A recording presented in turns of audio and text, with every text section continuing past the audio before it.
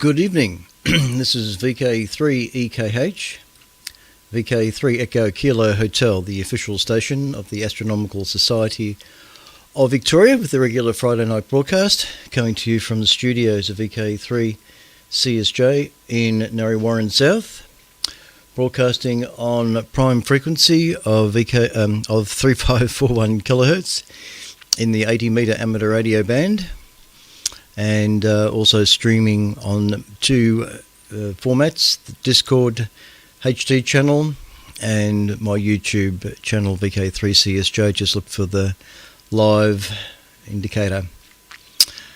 Right, on this 19th day of September, and it's a good footy match happening on TV at the moment, and I wouldn't be surprised if most people are paying attention to that. Also looking at Melbourne radar, and they're only probably 15 minutes away from getting wet, so they might get out of getting wet. Anyway, looks like the Cats are doing very good. Anyway, enough of that. Yes, good evening everyone, and trust everybody is feeling well tonight on this Friday evening. I'll repeat this again later, but I may consider not doing a broadcast next Friday. Being a public holiday and footy fever and all that sort of stuff, I might decide to just have a bit of a rest up from Friday night activity. So at this stage, I would probably think there will be no broadcast next Friday, but to continue on the Friday after. All right. Okay, so this, let me see where I am here. I'll read out the usual blurb for the ASV for those tuning in for the first time that don't know what's going on. And I'll go to this one, I think. The ASV is a non-profit society for people interested in astronomy, attracting and catering for people from a wide range of ages and backgrounds, abilities and interests. First formed in 1922, the society has grown to over 1,600 members. I think it's more than that now. Its activities are coordinated by a council of elected office bearers, section directors and ordinary councillors. The ASV has weekly activities at two metropolitan locations, the Morley Community Village and the Melbourne Observatory. We host monthly Astro Talks at the Herbarium near the Melbourne Observatory, and the Society's library is also located at the Melbourne Observatory and is open during the Astro Talks. For over 50 years, the ASV has played a major role in the care of buildings and facilities at the Melbourne Observatory. Our members conduct astronomy for people gatherings throughout the year, bringing telescopes and astronomy to Melbourne's parks and schools. Please check the calendar for details if you are interested in attending one of these events. And, my nose is playing up just now. Don't sneeze. The ASV is currently involved in a number of major projects. We are involved in the restoration of the Great Melbourne Telescope, and are also currently working on the installation of a series of remote telescopes at our dark sky site, which, once complete, will be accessible to our members for their use. And I have just recently seen material that indicates that the domes are ready for action, and there has now been completed documentation and video on how to use the remote domes and how to access them if you are a member. So they have now come a long way to getting ready for members.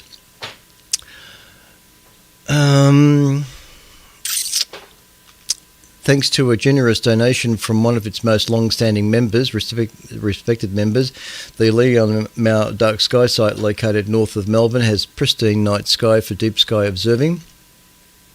The ASV has a 25-inch telescope, a 40-inch telescope and a wheelchair-accessible 16-inch telescope at the Leon Mao Dark Sky site, and makes use of the existing telescopes at the Melbourne Observatory during some section meetings and members' nights held once a month at the observatory. There's also an 8.5 metre, 30-foot steerable radio telescope at the site, which members can access with involvement with the radio astronomy section. My cats are up to something here. I don't know what they're doing. An annual yearbook is supplied to members, as well as a bi-monthly newsletter called Crux, which all members are welcome to contribute to.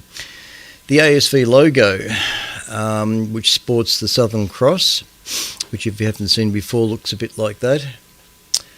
There it is there. It has a Latin motto attached to that, which once translated stands or means "this way to the stars." Oh, what are those cats doing? If I suddenly go off air, it's because they've pulled a plug out of the wall. The ASV is governed by a set of rules which should be read before applying for membership. So all that text I've just read from the About Us tab on the ASV website, and the rules can be found on that same page, and there's a link to that as well. To join the membership of the ASV, it's fairly simple, and it's all done via PayPal, so fairly straightforward, nothing too complicated. Okay, so that's the usual thing. The ASV website is www.asv.org.au. That's www.asv.org.au.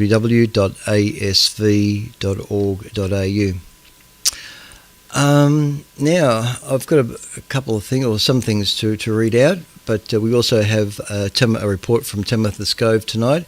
Her video report goes for 16 minutes, so I'm going to try and make sure that I've got time for that. In fact, I probably will without a problem. I don't think this tonight's session will go for very long.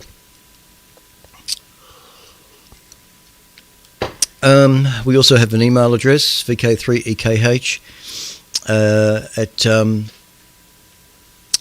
Gmail, vk3ekh@gmail.com, vk3ekh@gmail.com. Just wondering where my levels are.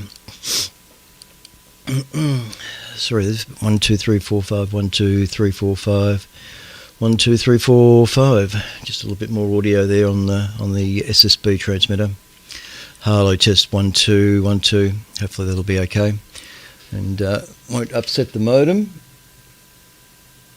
Okay, where am I now? Email, I've mentioned that, haven't I? vk3ekh@gmail.com. So I'm monitoring the inbox there.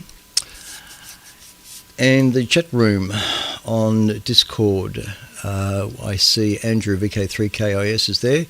Nebs, Cassiopeia. And g'day to Steve, Mr. 3SPX. Welcome. Alrighty then.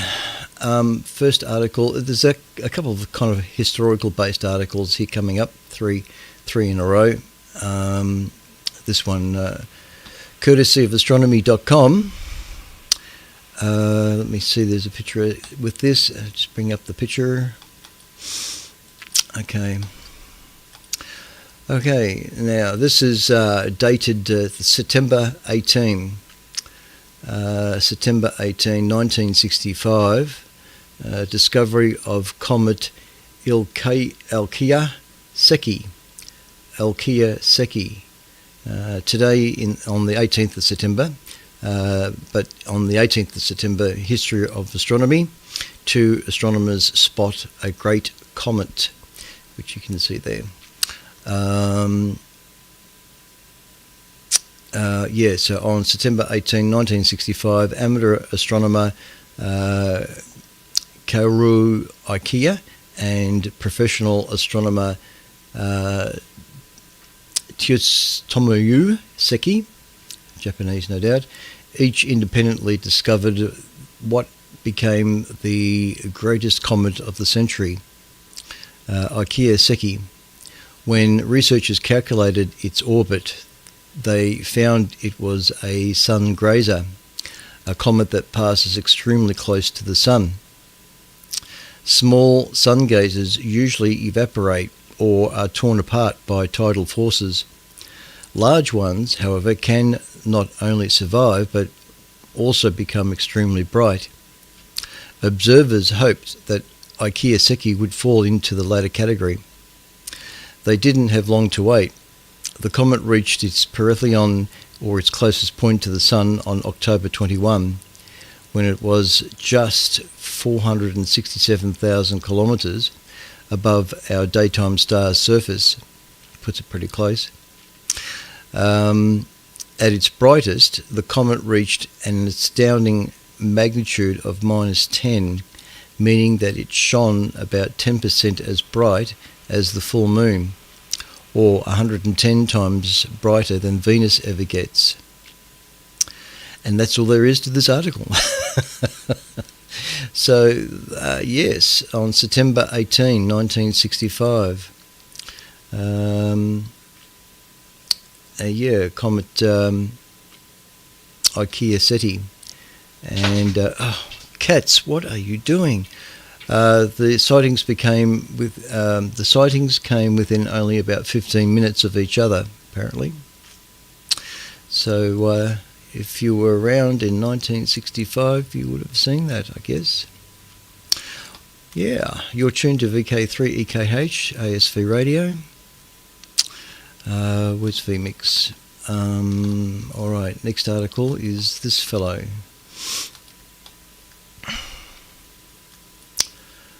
Where am I? Again, September 16, 1925 was the death of Alexander Friedmann. Today in the history of astronomy, as in September 16, the father of Big Bang cosmology passes away. And that's him. On June 16, 1888, Alexander Friedmann was born in St. Petersburg, Russia. A keen student from a young age, Friedmann studied mathematics and meteorology at St. Petersburg State University and Aerological Observatory in Pavlovsk, however you pronounce that. After Air Force service in World War I, Friedmann taught at several institutions and travelled to discuss his research. In 1922, Friedmann published On the Curvature of Space, a paper in which he used Einstein's theory of general relativity to demonstrate that the universe is non-static and can either expand or contract over time.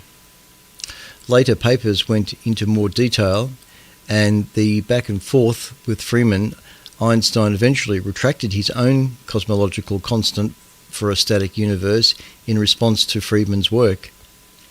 Friedmann's research laid the groundwork for the future models of our universe, including the Big Bang, and current understanding of accelerating cosmological expansion. Unfortunately, Friedmann died quite young when he succumbed to typhoid fever on September 16, 1925. He was only 37 years old. So there's a great brain there, a great mind. And cut too short. Righto.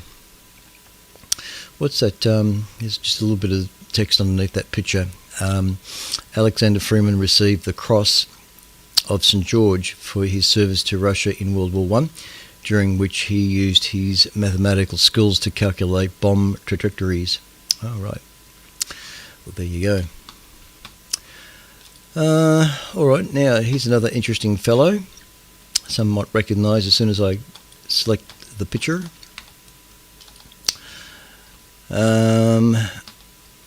Again, a historical thing.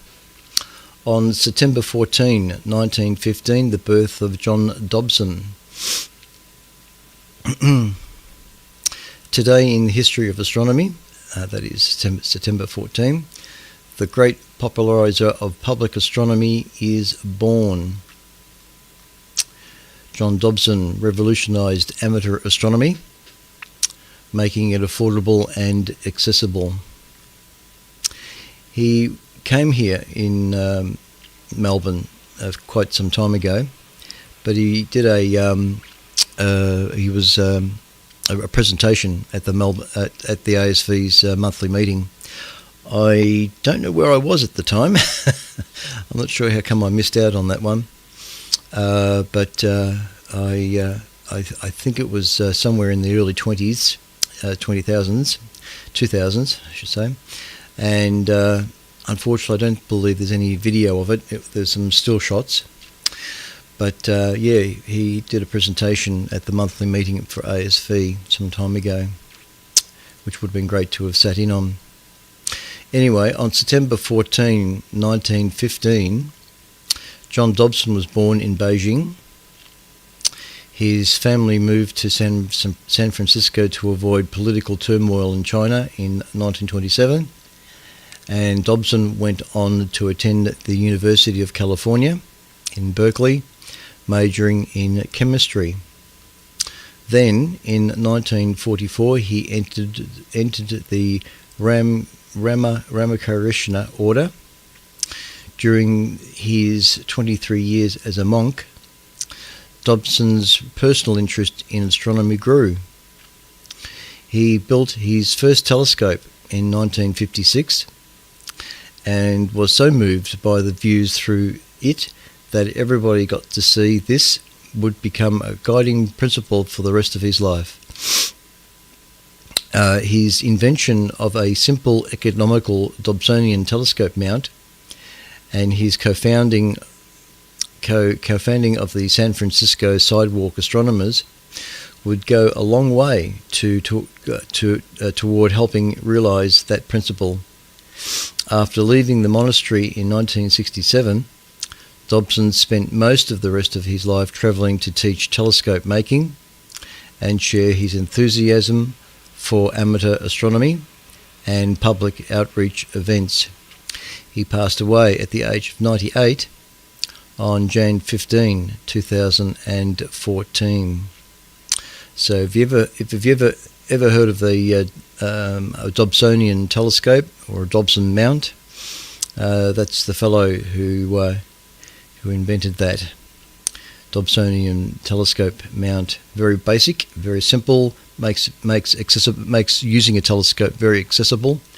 In fact, I should have had a picture of one here to show you. But if anybody ever asks me what telescope should I buy my son, because he's really interested in looking at the stars, I would probably recommend an 8-inch Dobsonian as a serious beginning telescope.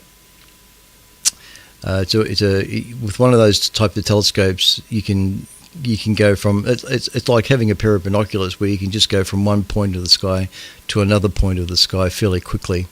Although the Dobsonian mount is much more stable than a pair of binoculars. He was quite a man as well. Very interesting to listen to. In fact, I think if you go onto YouTube and type in John Dobson, there'll be probably quite a lot of videos out there. What's sitting in my cup of coffee here? Is that some bug has decided to land in my coffee? Just see if I can get that out. Yep, it's some winged thing. I know, it's just protein. All right, next at 19 past the hour. Okay, something about the sun. VMix. All right. Courtesy of Science Alert, the sun flashed a giant heart at Earth this week, and we love it. This is published 19th of September. Oh, that's today. The picture, what's it say? The sun as seen in extreme ultraviolet wavelengths, which is revealing this giant hole, or heart-shaped hole. In what we can only interpret as a show of solidarity for the solar system's B-leagued dwarf planet Pluto, the sun put its heart predominantly on its sleeve, or on its atmosphere. On the side of the sun facing Earth, a giant coronal hole appeared in the shape of an enormous love heart, many times the size of Earth, blasting powerful stream of solar particles across the solar system. The uniquely shaped shadow is slowly rotating away from Earth, but only a few days ago it was smack bang in the centre, placing our planet right in the path of its solar wind. Coronal holes aren't actual holes in the Sun. They are regions where the Sun's magnetic field weakens and allowing the constant wind of solar particles to escape more easily and powerfully, sending gusts of solar particles through the solar system. You can't see them in optical wavelengths either. However, because the plasma within them is cooler and less dense than the surrounding plasma, the holes appear as dark patches on the Sun in extreme ultraviolet and soft X-ray wavelengths. When these gusts of solar particles collide with Earth's magnetosphere, some of them are accelerated along the magnetic field lines and channeled into the upper atmosphere at high altitudes. The interaction with the atmosphere's gases is what causes the auroral lights at the poles. Other forms of solar shenanigans can have this effect too.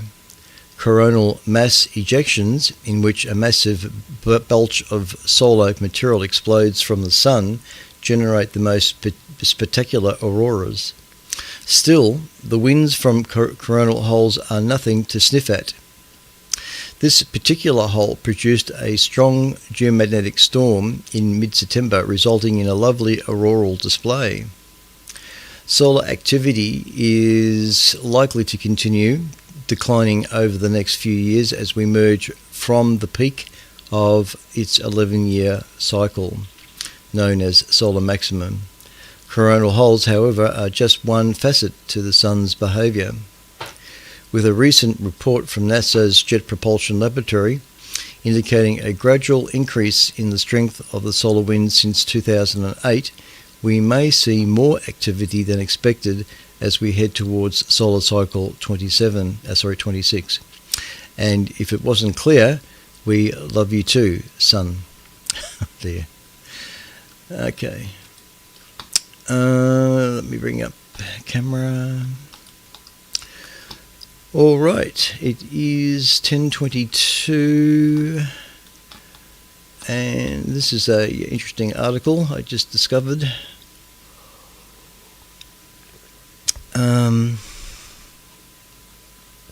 Courtesy of space.com.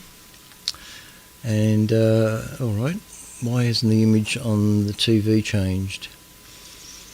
Okay. I think I'm still there. The video on the output of the repeater is frozen at 10:22:17, and I don't know why that's done that. Let me just check the signal back from the repeater, because it might be.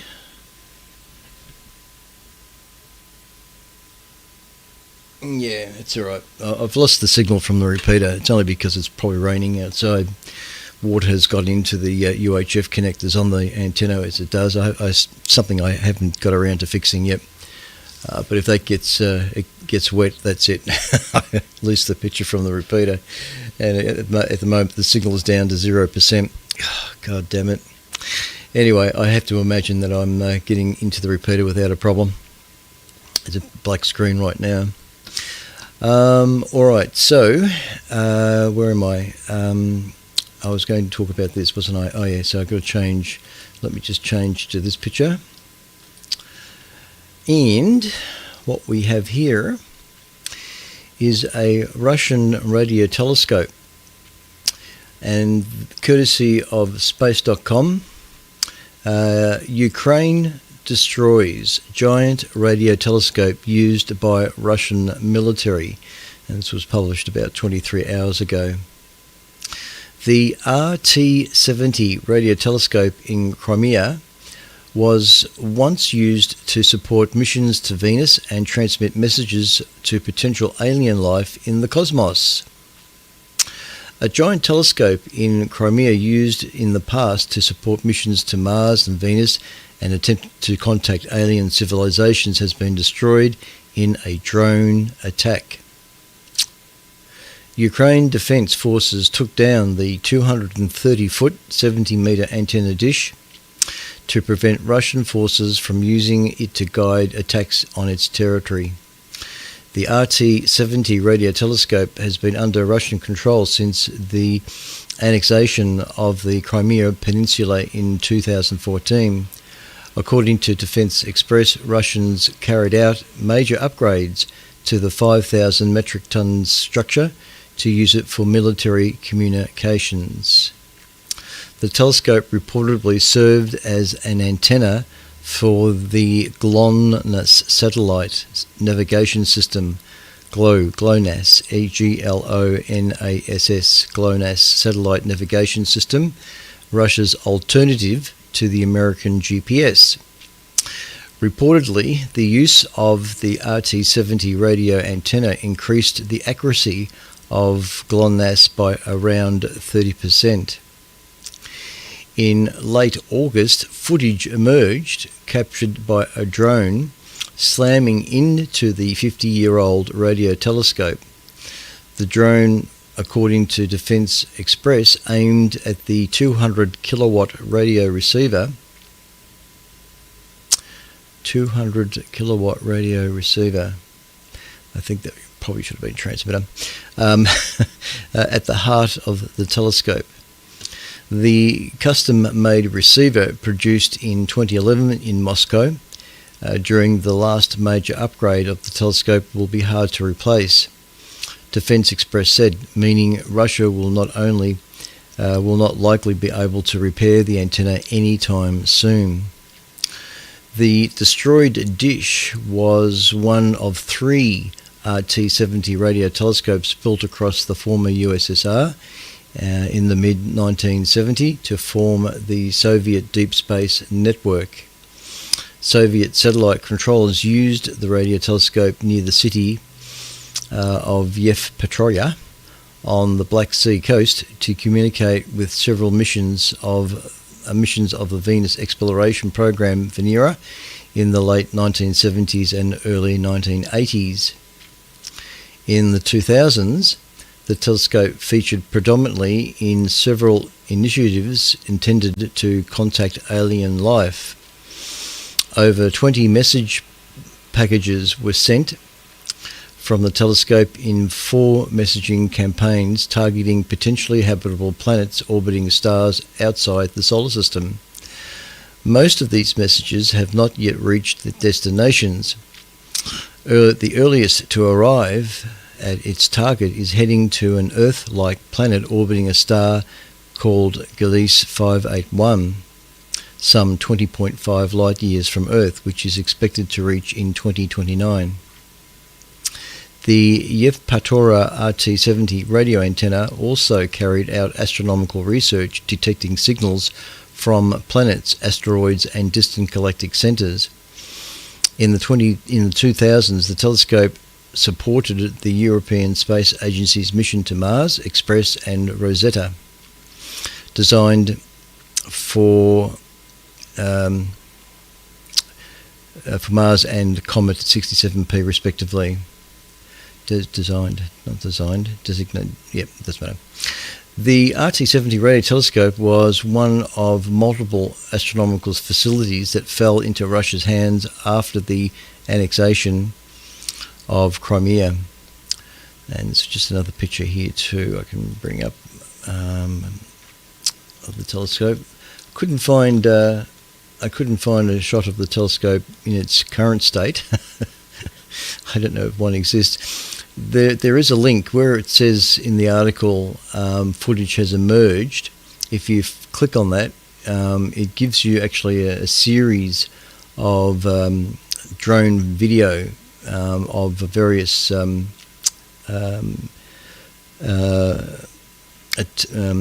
attacks caused by drones, and one of those footages is the RT-70 radio telescope.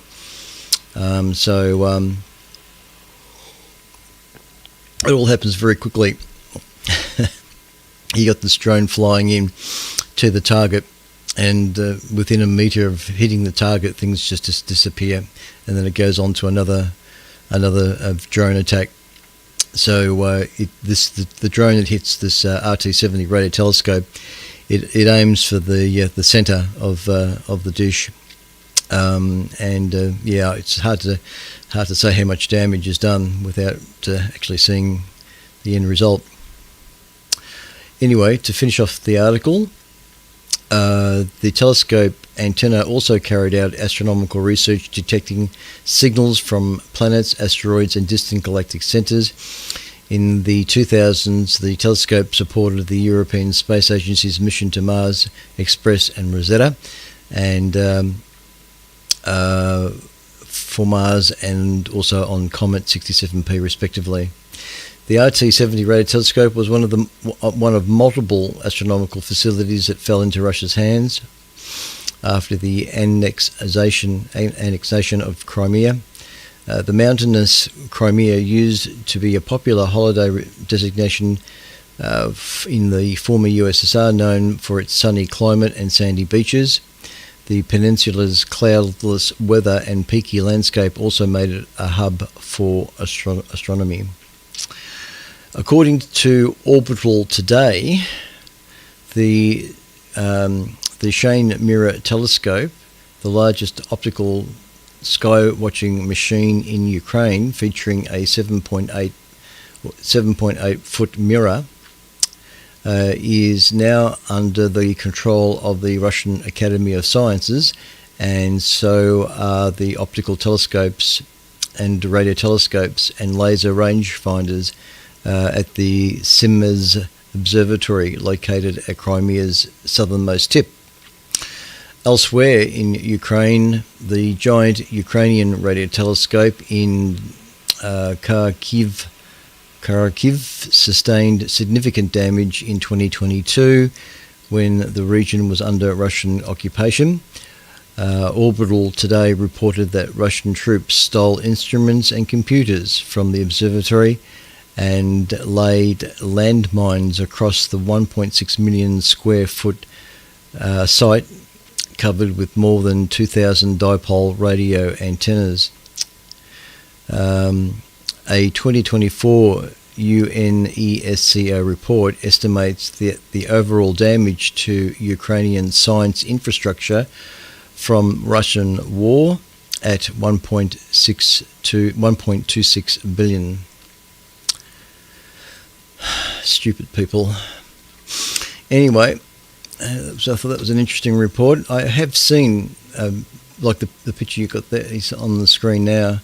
I've got the signal back from the repeater too, by the way. I have seen other footage of this giant telescope, RT-70, and I'd like to see if I can find a current image of it and see what kind of damage has been done to it. You're tuned to ASV Radio, VK3EKH, the official station of the Astronomical Society of Victoria. Coming to you from the studios of VK3CSJ in Narre South. Just a plug for Mount Burnett on the screen there. If you live up there at Gembrook, or up in Emerald, the hills up there, that's roughly where Mount Burnett Observatory is located. And Mount Burnett Observatory used to belong to the Monash University Science Department, and was used for science research, astronomy. The site still is there, but many years ago it was put across to a local group of astronomers, and they now look after it. Anyway, if you want more information on Mount Burnett, go to mbo.org.au, Mount Burnett Observatory, just mbo.org.au to find out more information. Every Friday night they generally have a meeting up there, which would be happening right now, although I don't think they'll be able to use the telescopes because of the cloud happening. Looks like the Cats have won, Geelong. But anyway, so they're having a special Halloween public viewing night on the 31st of October. So come dressed up. And then on the 20th of September, Members' Night orientation for new members at the observatory. So, if you want to get involved with the Mount Burnett Observatory, just go to the website. There's contact details there for people up there to tell you how to get there and visit the site. Oh, all right. Next now, I'm pretty much finished. So what I'll do is I'll queue up Tamitha Scove for her report. And let's see, where's her video? Where's her video? There it is. All right, I think we're ready at 16 minutes, so that'll occupy nicely. And I'll have to wind the gain down on 80 metre side or else you'll get too much audio. So stand by for Tamitha Scove for the latest space weather report. This is VK3EKH, the official station of the Astronomical Society of Victoria with the regular Friday night broadcast. Please stand by.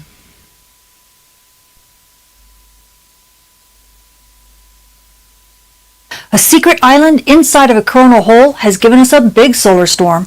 And hold on to your hats, because we have a lot of new activity rotating into Earth view. Those stories and more are in this week's Spotlight.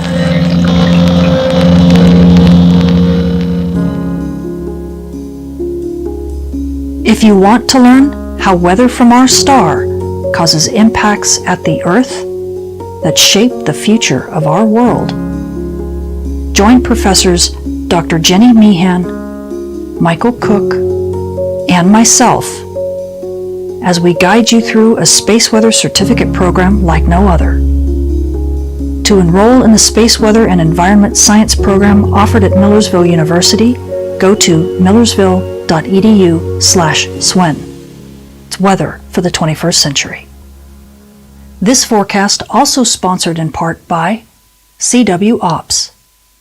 Space weather this week is picking up in a big way. We've had a lot of activity both on the west limb and the east limb. You can see region 4207 firing like that. We also have big filament launches right there. There's also a massive filament launch here right about midday on the 12th. Look at that massive eruption.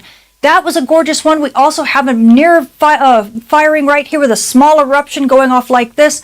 So we've had a ton of activity, but we just haven't had anything that's Earth directed. You can see we also have a lot of stuff that are rotating into the Earth view from the far side. You can see this eruption here. We also have a filament that launches here in just a second. On top of that, we've got region 4216 and region 4217. They are both becoming big flare players, so expect to see a lot of activity from them this week. We also, of course, have had a big solar storm, but none of the stuff that I've talked about is really the source of it. The source of the big solar storm is due to this coronal hole right here, which is a really noteworthy coronal hole for a number of reasons. As you'll see, when it rotated to about center disk, a lot of people were looking at it and saying, oh, it looks kind of like Tasmania, or maybe a butterfly. But it also, as it rotated to the west limb, it looked maybe like a heart. It kind of changed a little bit, or possibly a bird. But that's not the big story. Really, when we look at this, we typically think that these coronal holes, well, it's just the angle by which you view them that changes their shape. And that's what I had thought originally. But then we had a big solar storm from the fast solar wind from this coronal hole, which was not expected. This coronal hole has a polarity that right now is not supposed to give us big storms or big aurora. So I decided to take a closer look and that maybe this isn't just projection effects. Maybe there's something really changing. So as we end up taking a closer look at this structure with the magnetic polarity, you're looking at a composite view of the sun with HMI, which is basically our magnetic imager, as well as an overlay of image of the sun that actually shows you where those coronal hole boundaries are. This is 211 angstroms if you're interested. Anyway, as I put this in motion just a little bit, you can see that there's a lot of like little yellow looking ants. Do you see all the little dots? This is the polarity of the coronal hole. This is what we call a negative polarity. And you can see pretty much the whole coronal hole has that. But as it rotates through center disk, look at what begins to develop. Do you see all of this stuff in here? This is blue. This is actually the opposite polarity. So instead of having an entire coronal hole that's negative polarity, there was an island of blue, possibly a finger that kind of tucked down in here and began to poke out in the middle. Well, this little bit of blue magnetic field orientation, that positive polarity, is what ended up giving us about 6 hours worth of really intense storming. So it tells us that even though we have polarities of coronal holes that are supposed to be indicative of whether or not something is going to be storm worthy or not, little things like this can really make a big difference and change a nothing burger into a G3 level solar storm. And you can even see that polarity island right here just a little bit. See how that finger kind of dips down? So that, in the end, this really wasn't just a projection effect. The shape of that coronal hole really did change. Now, as we get back to the east limb, what's going to be coming ahead for us is that region 4216, this region is already becoming a big flare player. Region 4217 has also been involved. We'll see if it begins to grow. But we have multiple regions that have been launching solar storms on the sun's far side. And so you're going to be able to end up seeing big solar storms possibly launching, as well as big solar flares and radio blackouts coming here very soon over this next week. And now switching to our sun's far side, we're using stereo A imagery again because stereo A is actually looking at a decent part of the west limb of the sun. You can see here's Earth, here's the sun, and here's stereo A staring at the sun substantially from the side. And you can see region 4207 up here. You'll see it continue to be active. I also want you to keep your eye on this filament right here because you can see, watch it right there, midday, boosh. That was the big filament eruption that caused that huge and gorgeous eye candy we saw to the south. So it's part of this big long filament structure, and we'll talk more about that when we get to the full sun maps. Meanwhile, here's region 4207. You can see it continuing to fire. It is actually firing big solar storms right now, so we're going to keep our eye on it because it may actually survive its far side passage and still be giving us big solar storms in about 2 weeks.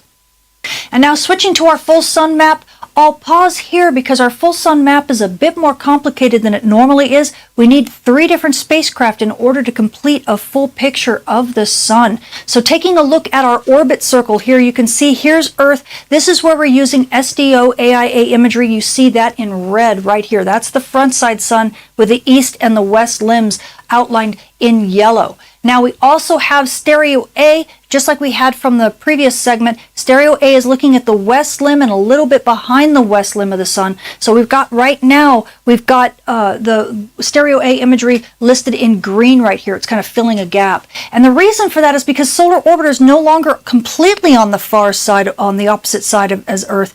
Solar orbiter is kind of rotated off to the east limb here, so it can't quite see everything. And that's why solar orbiter, it's in blue and it kind of covers the rest of the far side. So it's a little bit more complicated this week, but still we get a full view of the sun. This is probably going to go away here pretty soon, but at least for now we still can see what's going on, which is super important. And the reason for that is I want you to take a look first of all at these really long filaments that just keep going.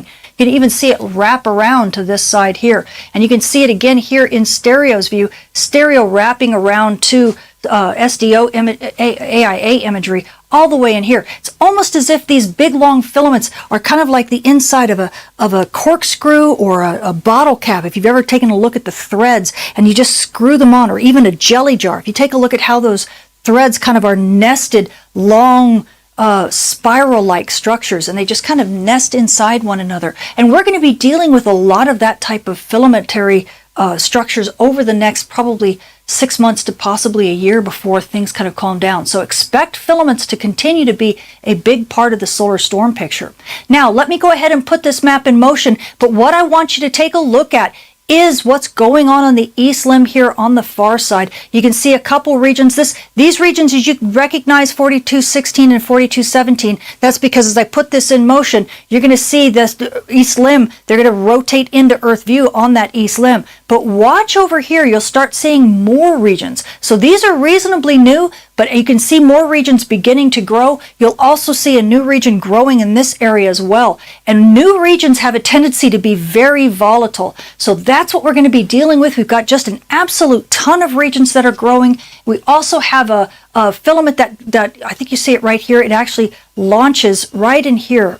Trying to remember, there it goes right there. It's kind of hard to see on the full sun map, but that was a filament on the sun's far side, another small one. So expect to continue seeing the little filaments come in, but also these big regions are literally going to be rotating into Earth view here over the next couple days. And so we plan to get a lot more radio blackouts and the possibility of big solar storms launched towards Earth. And since September ended up ending the aurora drought for so many people all over the world, I thought I would do a aurora highlight for the month of September, showing you some of the best shots, like this aurora australis from the ISS. And we had some gorgeous aurora in New Zealand. And we had beautiful aurora in Tasmania. And gorgeous aurora was seen even in Melbourne, Australia, just in the suburban area. We also had beautiful aurora in Latvia. This is now in the northern hemisphere. And of course, gorgeous aurora in Sweden.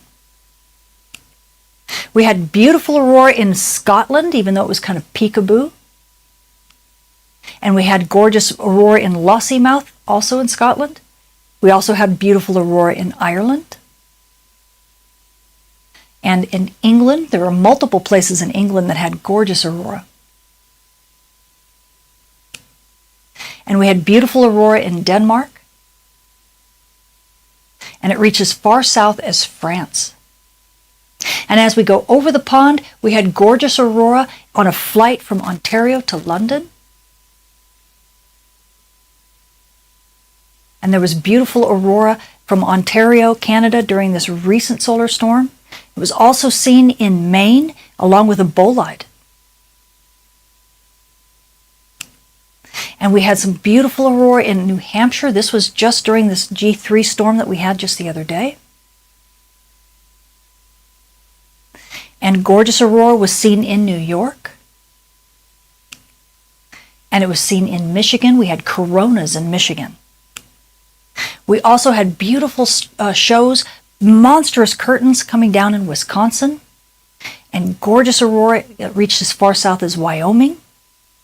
Multiple places in Wyoming had beautiful pillars. It even reached as far south as Nebraska with tall pillars, and as far south as Oklahoma. And it even went as far south as Texas. And now switching to our moon, we are now passing through the third quarter phase on our way to a new moon, with the new moon being on the 21st. So you night sky watchers, if you want to catch those dim objects in the sky, like, I don't know, maybe some more aurora, well, the moon is on our side. So let's hope we get a solar storm launch soon. And now switching to our solar storm conditions and aurora possibilities over the coming week, we are still dealing with the fast solar wind from that coronal hole that's been rotating through the Earth strike zone, but we're past that special magnetic island, so don't expect any more G3 levels. In fact, at high latitudes, NOAA's only expecting active conditions, but we do have up to about a 40% chance of a major storm, but probably going to be waning down pretty quickly after that. And by about the 18th, things should be pretty quiet. We're going to have to wait for bigger solar storm launches in order to get a possible chance of that G3 again. So aurora photographers, just kind of hang in there. We'll get some more storming soon. And now at mid-latitudes, we're only expecting active conditions with maybe about a 10% chance of minor storm conditions. So you might see a little bit of substorm brightening here and there, but probably not too much. And then in about 24 hours, things should be back to unsettled conditions. Probably not going to get much more, even though the fast wind will still be waning. So aurora photographers at mid-latitudes, likely the show's over for you, at least for right now.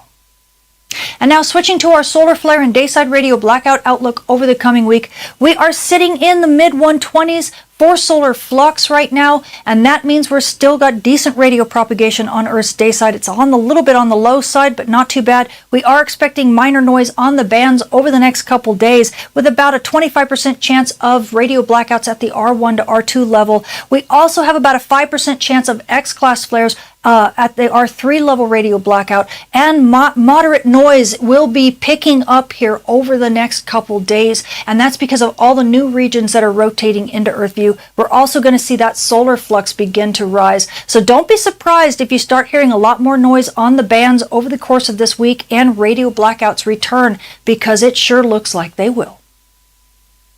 And now switching to our radiation storm and polar aviation outlook over the coming week, everything is in the green right now as far as radiation storms are concerned. We have the D1 normal range at the moment. This is at flight level 360 for you aviators. It's also the S0 quiet range for everyone else. NOAA's giving us about a 1% chance of a radiation storm at an S1 to S2 level. I'm going to go ahead and bump that up to about a 5% chance here over the next few days, and that will likely continue to rise unless those regions on the east limb end up kind of petering out a little bit, which it doesn't look like they will do because they're really young, and young regions have a tendency to be volatile. So even though we're all in the green at the moment, expect the chances for these radiation storms to rise here over this next week. So be sure to pay attention to those ICAO advisories if you are a frequent flyer, or if you are air crew or a high-risk passenger. So the space weather this week has been pretty exciting. We had a G3 level solar storm that managed to surprise a lot of us, and it gave us a little bit of a lesson in space weather forecasting. But aurora photographers, we're still in the fast solar wind right now, and if you're at high latitudes, you could get a bit of substorming, so some brightening could give you some decent shows over the next couple days, because that fast solar wind is really fast, so those shows will be very bright. Now, aurora photographers at mid latitudes, maybe about another 24 hours, you might get some subtle brightening, but likely nothing like what we saw with that G3 during that magnetic island appearance. Now, amateur radio operators and emergency responders, well, you are expected to have a bit more activity coming up the rest of this week. We are expecting those new regions rotating into Earth view to cause the noise on the dayside radio bands to really jump up. We also have the risk for radio blackouts coming again. So expect the quiet times that you've had on the day side of Earth to kind of change here over this next week, and even the week after that. Expect things to continue to be high, because there's a lot of activity that's going to be rotating Earth side here over the next couple weeks. So just kind of grin and bear it, and we'll get through it. And now you GPS users, well, you know, the same kind of thing for you. We're dealing with some fast solar wind on the night side and a little bit of aurora here and there, and that always makes GPS reception a bit dicey. So expect that scintillation to cause you at least sporadic issues with reception here and there. And then, of course, next week, as we start getting those radio blackouts, expect the day side to get a little bit worse for you, because that can also cause the same kind of issues. So overall, stay vigilant. And if you're a drone flyer, be sure to calibrate your magnetometer often while we're still in the geomagnetic storm. I'm Tamitha Skov, the Space Weather Woman. Thank you for watching.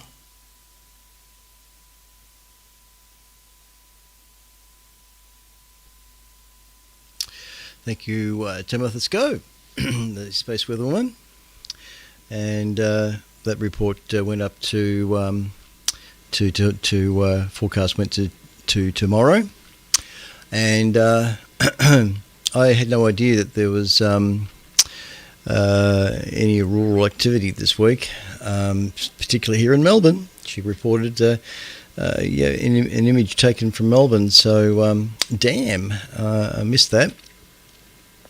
And the funny thing is, though, I have a geochron monitor right in front of me that's running all the time when I'm home here, and the top part of the corner of the screen has the shot of the North and South Pole current aurora activity, which I can see from here if I look over my shoulder, and it's all very faint at the moment. So I missed that one, probably because I went to sleep. All right, let's get into the spaceweather.com's report on space weather. The current sun, if we could look at it right now, it looks a bit like that, with quite a few sunspots on the disk. The solar wind is currently at 406.8 kilometres a second at a density of 1.12 protons per cubic centimetre. The sunspot number is currently 119. The radio sun, measured at a wavelength of 10.7 centimetres, the flux is 150 solar flux units, so that's reasonably high. And there's another image here I should show, like I normally do. This is the current coronal hole that we're talking about. So not quite heart-shaped anymore, more like a kiwi, I think. I think that's what the name of the bird is. Anyway, no, what's the other little bird that we have here in this country? Doesn't matter. Anyway, so that's that image. And what's the next image I've got here? Back to VMix. Where are we? Oh, yes. This is what the current the current aurora looks like over the South Pole. So as you can see, it is very, very faint glow. Not much can be seen tonight.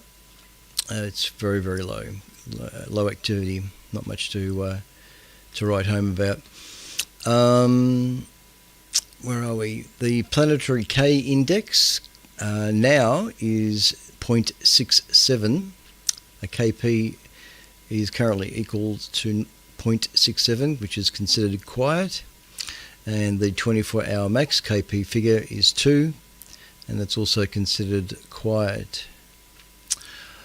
Do I have any other images here associated with this? No. Okay, we'll go on to what's in the article here, part of space weather.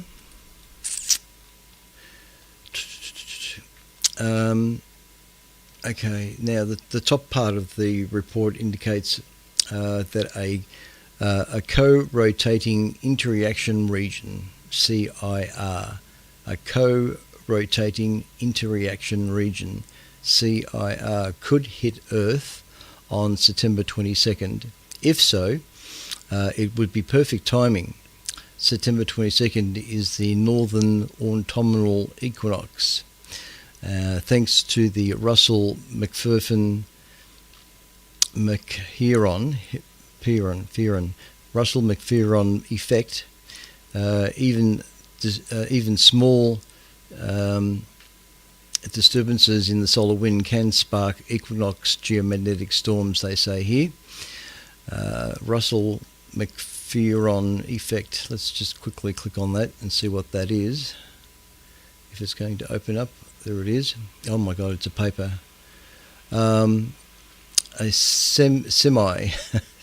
semi-annual variation of geomagnetic energy. Yeah. All right. I'll just take my word for it. If you want to find out more about what a Russell McPherson effect is, go to spaceweather.com right now and click on the link. Anyway, going to the picture on the screen here, interstellar comet Atlas is brightening rapidly. The forecasts are officially broken. Since September began, interstellar comet 31 Atlas has brightened 40-fold, far more than standard models would predict. They say here that we can confirm that the significant increase in brightness, report Gerald Riemann and Michael Jagar.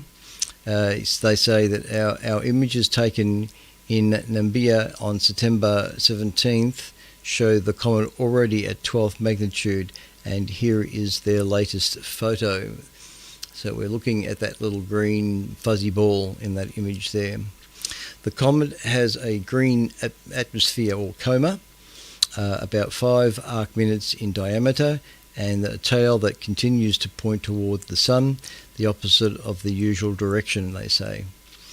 And there's another graph here that shows how that has been brightening. I'll bring that up.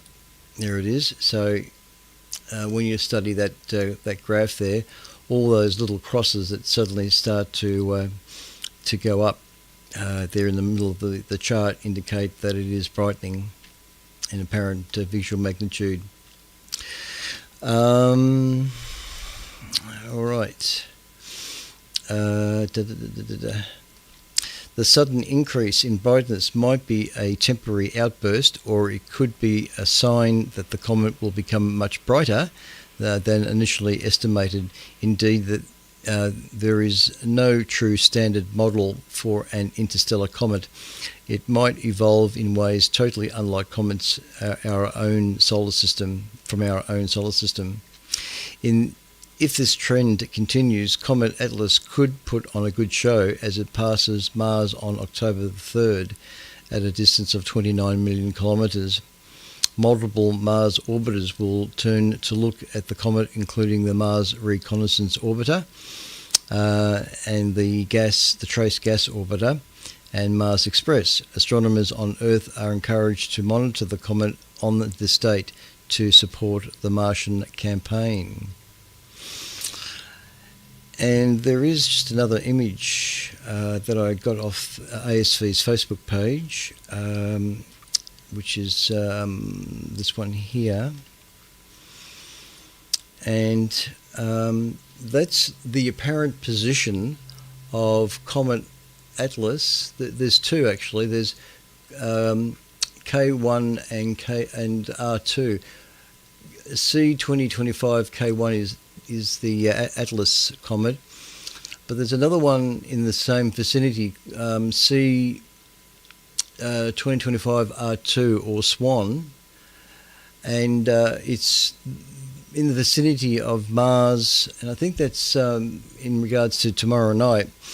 So if the sky is clear tomorrow night, if you can locate where Mars is, I don't know the rise time for Mars at the moment, an exact position in the sky, but just use Stellarium, the program called Stellarium, or any other program. Heavensabove.com is a good place to start. Heavensabove.com will give you the location of this comet in the sky, and if the sky is clear, you should be able to see it through a pair of binoculars or obviously a decent telescope. I don't think it's a naked eye object at the moment though, but they're saying it's brightening, so stay tuned and see what's going to go on with that. Anyway, all right, on that note, I think we'll finish up. Just looking at what else there might be here. As of September 19, 2025, there were 2,349 potentially hazardous asteroids. That's a figure that really hasn't changed much over the months, so it must be pretty quiet out there. All right, I think that's it. All right, you've been listening to the regular Friday night broadcast coming from the studios of VK3CSJ in Narre Warren South, VK3CSJ. And we've been broadcasting on my Discord channel and YouTube channel, and by the Melbourne Television Repeater, VK3RTV, Digital Channel 1. And email. I don't think there's been any emails that have come through. No, but I can see that there has been a little bit of chat going on the astronomy chat room from Nebs and Andrew and Steve, but not many other people there.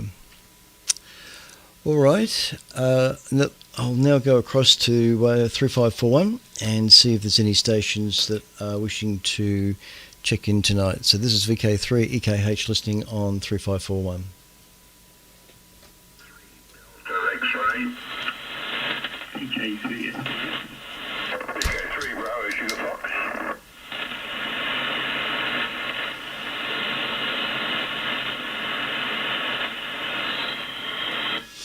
All right. Whoop, feedback. VK3 Delta X-ray, VK3 SPX, VK3 Bravo Sugar Fox. Any other stations? Hang on a sec. Any other stations?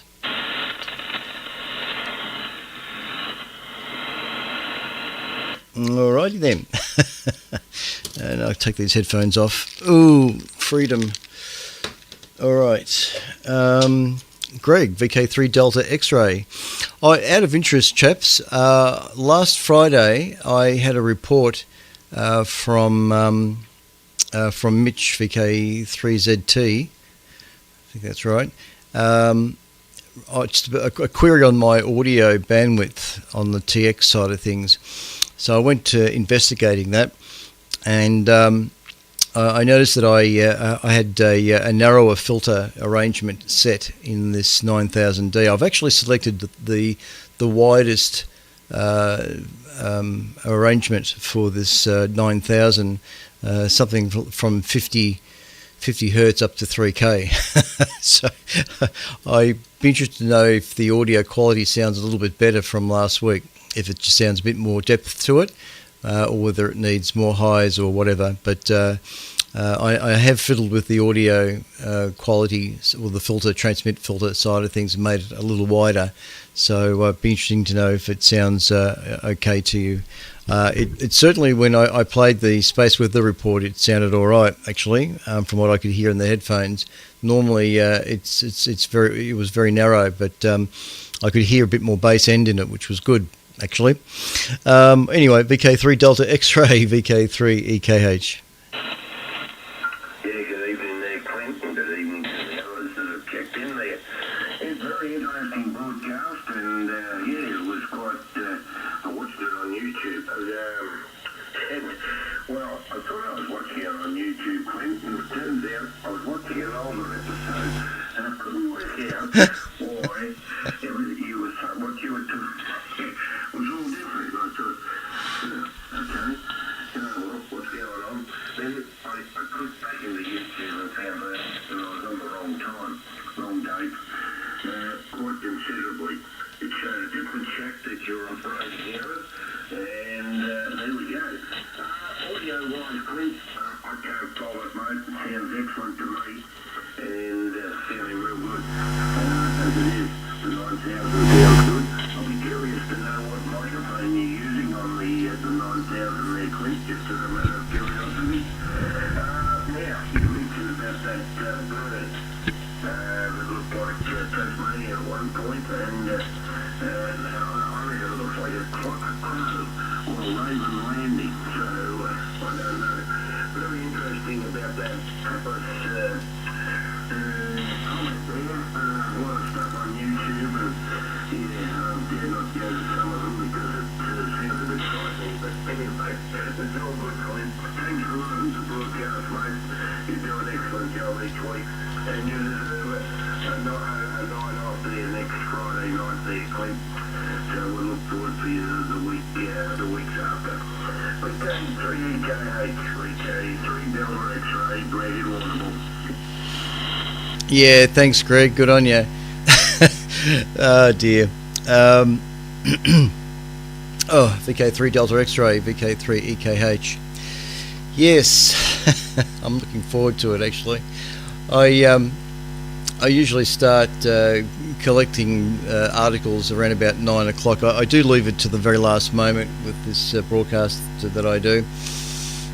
So I usually compose a lot and grab as many images and pictures and then move them across to vMix so I can show what's going on. And you've made me laugh about looking at a different video. Yeah, you've got to be. It's a bit tricky. There's a lot of me on YouTube. I'm not there's a few people that have subscribed, but I'm nowhere near the million mark, and I'm not really worried about it. The YouTube channel is only there to support what I do and the graphics and all that sort of stuff. So I'm not out to grab a lot of people. Anyway, that's another story. Yeah, like I say, I usually say that when I'm streaming, look for the live indicator where it says live attached to the video. So that's usually the telltale sign that that's the channel to link onto. I tell you, these two black cats, they're chasing moths. The bay window here in this would-be shack of mine goes down to the ground, and if there's any moths bashing their head against the window, the cats are trying to catch it, so they're making all sorts of noises. Anyway, that's all right. Thanks, Greg. Across to you there, Steve. VK3SBX, VK3EKH. BK3EKH, this is VK3SBX. Here, getting a bit of QRM on you there at the moment. Clip seems to be something about 10k wide, a bit below your frequency, so I don't know what that is. Something's showing up, I expect a mistake. So I was just looking to see how wide you were, and obviously you're going up to about 3k. Your audio sounds great until I got all that interference. Anyway, I don't know what that is. Never mind. Yes, I missed last Friday, didn't I? I went up to Shepparton. I also missed the Aurora too. I didn't know about that. It's a shame, isn't it? I don't know. I usually have a little indication from the Bureau on my phone about auroras, but I obviously wasn't looking at that. And thanks for the broadcast. A bit of shame about that radio telescope, I suppose. Still, I don't know. There's a bunch of lunatics around at the moment, and you can't really, who knows what's going on there. Anyway, a funny thing though, I went to the Shepparton Hamfest, and I met VK3TJS Jack, who obviously shows up here quite often, and I went to buy a antenna switch off a gentleman who turned out to be VK3TL Graham. Isn't here today either. So I guess they're not listening if they're not here. Anyway, that was fun. Alright, no worries, Flip. Hope your telescope's coming along okay, and I think next week is going to be a bit dubious for me too. I think I've got a club committee meeting I've got to go to. Anyway, never mind. We'll see you down the track before too long. VK3EKH, VK3SPX. Yeah, not a problem, Steve. Actually, I won't be here next week anyway. As reported at the beginning of the broadcast tonight, I'm decided to take next Friday off. There's lots of noise there. Where's that coming from? There we go. Sorry about that. So next Friday I'll take off. Public holiday, grand final. Everybody's going to be watching the footy, I suppose. So, I'll take the opportunity of taking next Friday off and reckon sort of relax and whatever. Get ready for the grand final.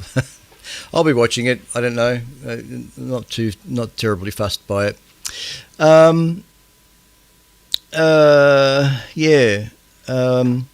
As far as the update on the dome is concerned, this weekend I'll be mounting the pillar, the pier, to the concrete pier. I'm using chemical bolts, anchor bolts. It's the first time I've ever mucked around with those. The trick with the chemical anchor bolts is that you've got to drill an oversized hole, and then you rely on the glue that you pour into the hole to do all the work. And you've only got about 6 minutes before that stuff kind of sets. 50 minutes you can put the tension on the bolts. But I drilled the holes. I put the pier on the concrete, the pillar on the concrete pier, and marked the 4 holes spot on. And I used the hammer drill to drill down the appropriate length. And in the process of drilling into the concrete, of course, the holes went a little bit skew-if, but still it was relatively okay. And then I put these anchor bolts, chemical anchor bolts, into the holes. And something said to me that when I did that, I should put the pillar on top of the bolts and align the bolts so that they go through the holes while the glue is still soft. But did I do that? No, I didn't.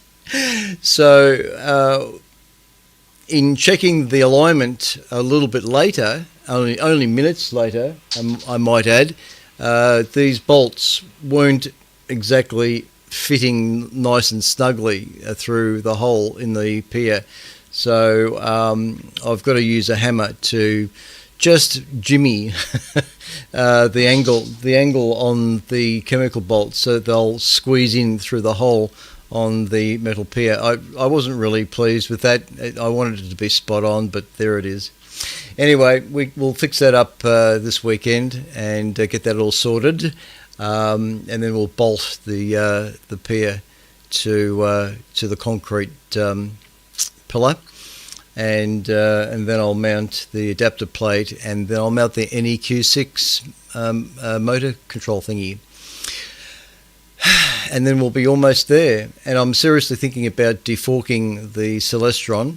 I've got to organise a dovetail bracket, but I'll organise. I'll arrange I know there's a few YouTube channels that show the deforking of a Celestron telescope, so hopefully it won't be too tricky. It's one of those things that you sort of think to yourself, do you really want to do that? But anyway, we'll see. All right, across to Peter. I haven't heard you for a while there, Pete. Trust you well. VK3 BSF in Narrewarren North, VK3 EKH.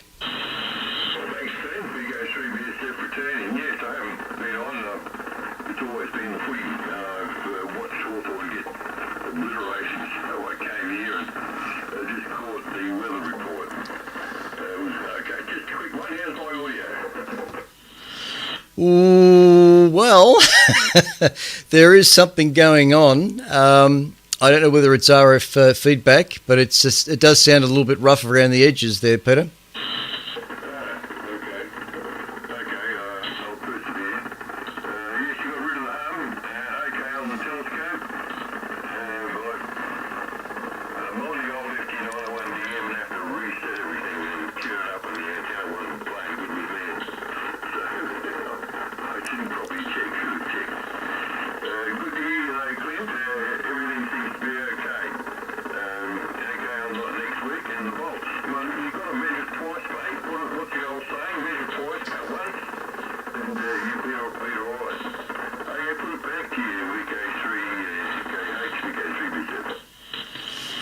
Yeah, no worries. Because your signal is reasonably strong, that really helped in being able to hear you. But yeah, it sounds like it actually sounds like you're mobile and you got flutter.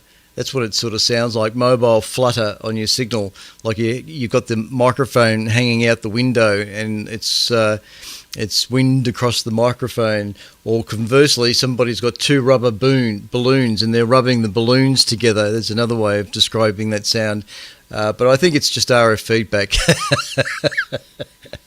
Otherwise, yep, we managed to hear you, not a problem at all. Oh dear. Yeah, so like I say, won't be here next Friday. And yeah,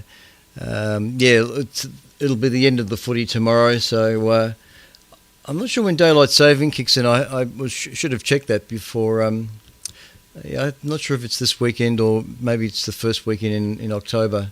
I think that's what it is. I think it's the first weekend in October. Anyway, so we should be right. All right. I think that's about it. Is any other stations wishing to check in tonight? VK3 EKH listening? VK3 GL. Oh, that was what I was going to say. VK3GL. Yes, apparently he was up at Shepparton last week, and so you've now met Mr. Lewis. He hasn't really been coming up on the callback much here lately since he's retired, and from what I understand, he's been down the coast doing some fishing. So, but it does appear that he's now back on the base station at home, and he's just called in.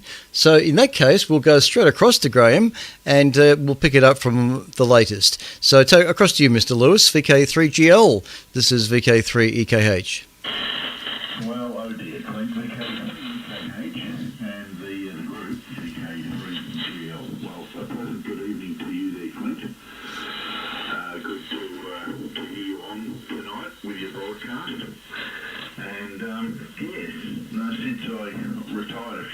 ago. I haven't been on too much of a Friday night.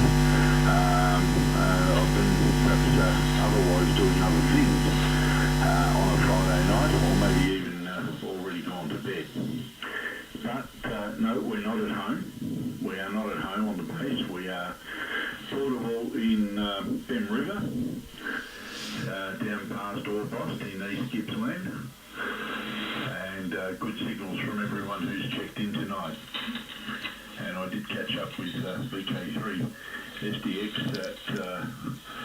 up at Shepparton on the weekend on Sunday, where it was a pretty good turnout. Been sort of listening to the broadcast a little bit in the background there, Clint. Been doing some other bits and pieces here this evening, but I thought I'd check in and say g'day and let you know that you're scored 20 over 9, solid Q5 copy the whole time with your broadcast this evening. And nothing to really report too much other than what you may have seen on the social media side of things. Just a busy day out catching a few fish this morning, and then busy cleaning them up this afternoon. So we've got a fair swag of fresh fish to bring home, which will be good to keep us going for a while, and keeping the plate full. That is for sure. So down here until Monday, heading home on Monday. So by the time dusk settles on Monday, I'll be home. Not too sure what time we'll leave, perhaps just a tad before lunchtime or something like that down here. It's about 4.5 hours of driving to get home. But that's solid driving without having a break at all. Using a Yaesu FTDX 10 100 watts, and the antenna down here is an OCF, offset dipole antenna, and the antenna height is 26 metres. So there we be. Really, there, Clint, thanks very much for being there and doing the broadcast tonight, as I've said in the past. You do a good job on behalf of the Astronomical Society. VK3 EKH, VK3 GL portable. Well, you could have fooled me that you were portable. VK3 GL portable at Bem River. I think that's where you were. VK3 EKH. Your signal into Narre Warren tonight, right now, is very, very strong. You're 30 plus over 9, averaging 30 plus, peaking to 35 over. And the audio sounds beautiful, even though it's a bit breathy. You're speaking into the microphone there. A little breathy, but it sounds very nice. What I'm hearing coming through the speaker is very, very nice audio and a mightily strong signal. So for 100 watts, and I think it's because you've got the height, 26 metres, that antenna is, I think that's what's doing it. If it was any lower, that might be a different kettle of fish, but pardon the pun. But yeah, 30 plus down here, or up here, or across there, and mightily strong. So I'm suitably impressed. So mightily good signal coming from you there, Gray. Good to hear you, and I hope the fishing you're enjoying the fishing down there. From the pictures that I've seen thus far, it looks like you've been having a great time with Steve, 3NF, and I'm not sure if there's anybody else down there with you. But anyway, look, have a nice weekend. There's a bunch of rain coming towards you. Looking at Melbourne radar at the moment, just bring it up quickly.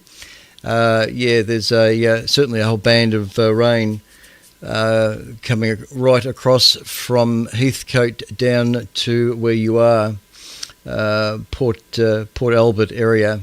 So yeah, a little bit of rain, not heavy. It's not heavy. It'll be just a light rain, but there's no doubt a little bit of wind associated with that as well, more ways than one. Anyway, all right, Gray, thanks for calling in. Excellent signal from you. Really impressed. And again, thanks for the report from me as well.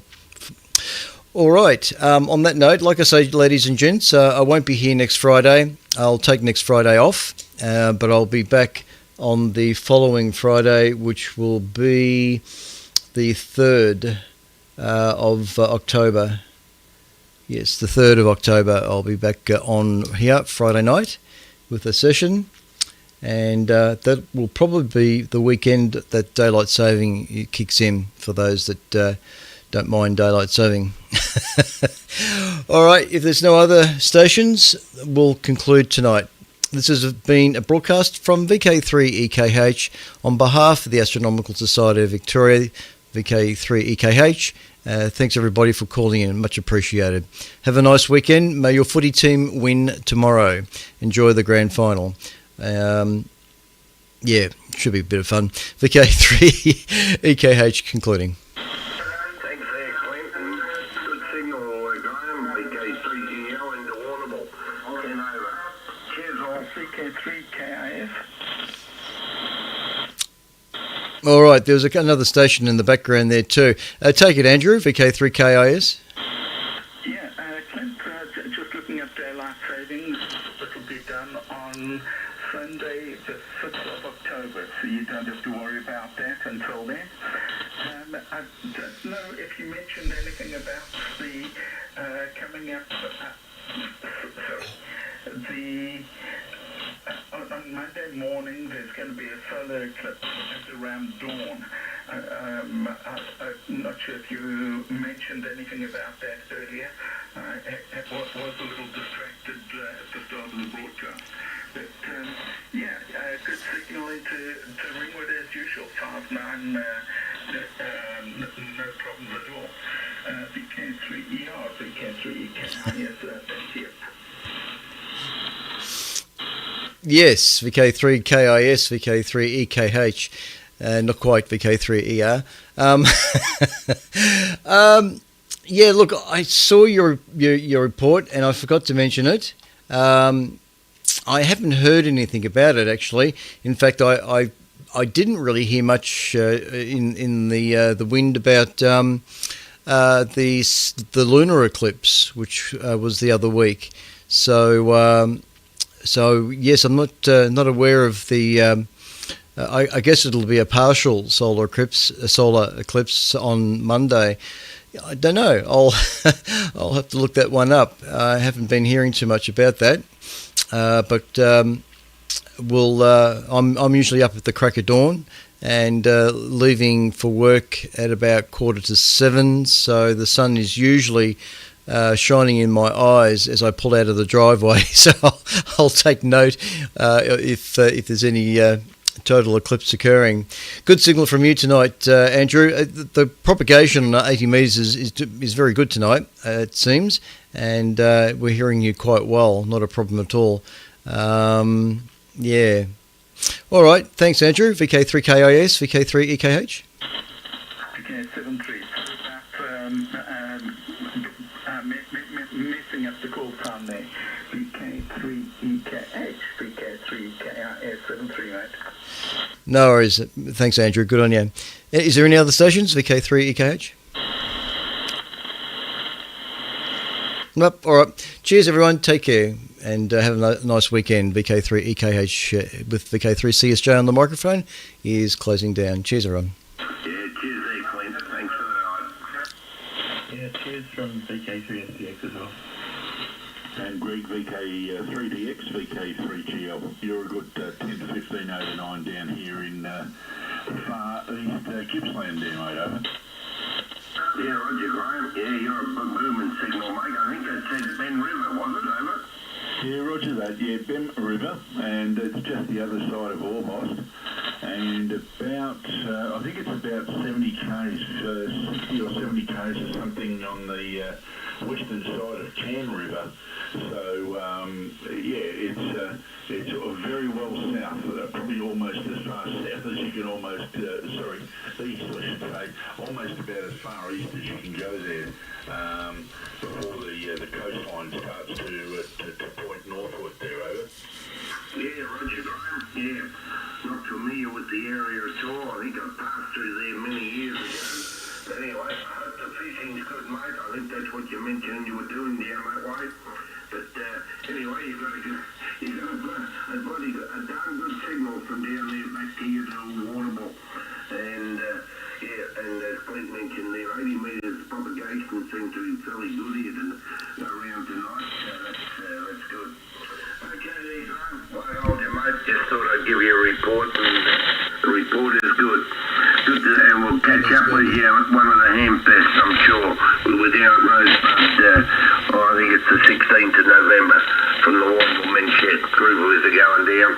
And we might catch you there, Graham, if you're there. Hooroo, and back to you there, Graham, for a final. VK3GL, VK3DX. Yeah, good, Greg. VK3DX, VK3GL. Yes, I'll be down at Rosebud selling my wares as normal, and look forward to catching up with you and some of the other local guys that'll come along with you there, Greg. That'll be fantastic. All right, mate. All the very best. I think 80 metres is in pretty good shape, but we usually do get out pretty well from down this way. I think the antenna height is what does it. I think I mentioned to Clint, it's an OCF that we're using, but the end of it's up a tree about 26 metres, so it's very well elevated, and we've got the advantage of being very, very close to the coastline, so it all works quite well from down here, that's for sure. All right, Greg, all the best, mate. Great to hear you. 7-3 for now, and we'll catch you in a few weeks down at Rosebud for sure. VK3DX, VK3GL, Portable, Bim River. Cheers for now. Yeah, hooroo there, Graham. All the best, mate, and catch more fish. Cheers for now. Oh, I don't know whether we need any more. I've caught 55 salmon so far. Well, more the merrier, mate. You'll eat them, freeze them, and yeah, good on you. I'm not a fisherman myself, but I like fish. I had some flathead fillets today at a place here in Waterbull, at the kiosk, and they do a really good flathead fillet, mate, with chips.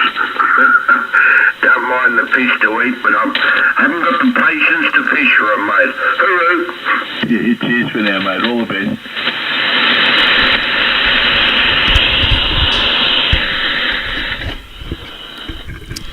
Okay. All right. Well, all that's over and done with. So this is me signing off for tonight. Thank you to the viewers that are watching, if there's any viewers, and we'll be back on Sunday morning for the WIO broadcast on